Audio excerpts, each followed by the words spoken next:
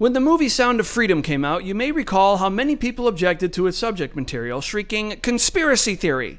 The following story is a reminder at how child sexploitation is not a theory, and it happens, even in places you might least expect. This is a story that should be the outrage of the nation, yet it's barely an afterthought. I warn you, what you're about to hear is nauseating. This is where authorities say children, the youngest only 3 years old, were victimized repeatedly over more than a year. The total number of victims are 10. Unfortunately, we expect more victims to be found. This is absolutely the most horrible thing I've ever seen when it comes to victimization of children.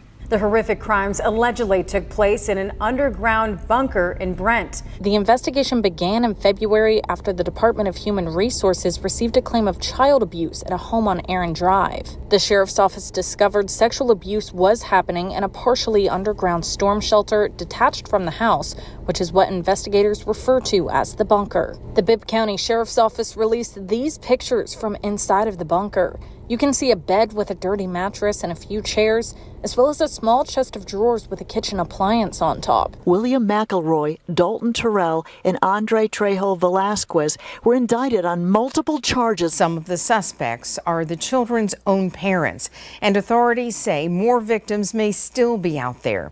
Law enforcement believe this wasn't just a local crime. It was part of an organized human trafficking network, possibly linked to a violent gang. One suspect, Andres Trejo Velasquez, is believed to have connections to a gang called Serenos, a group the sheriff says profits off child exploitation. The children were drugged by Mr. Trejo and tied to the bed and to the chair and to a pole.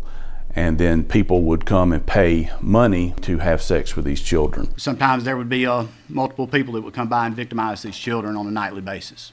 Sometimes they could make up to $1,000 a night. I'm afraid there's going to be more victims and many more suspects. And these guys are diligent and they're going to run down everybody they can. There are some allegations with individuals that we will have a hard time identifying just because we don't know their names. And the children were drugged, according to one of the co-defendants, and so they may not be able to recognize or be able to identify anyone. The worst part of it and the sad part of it is the children. It will be really hard for them to ever overcome the trauma that they've had to go through in order to get to this point. There will be a lot of therapy that they'll have to go through. The Bibb County community is coming together to pray for their physical and emotional healing. I know God's forgiveness is boundless, but if there was a limit to it, I think we reached it.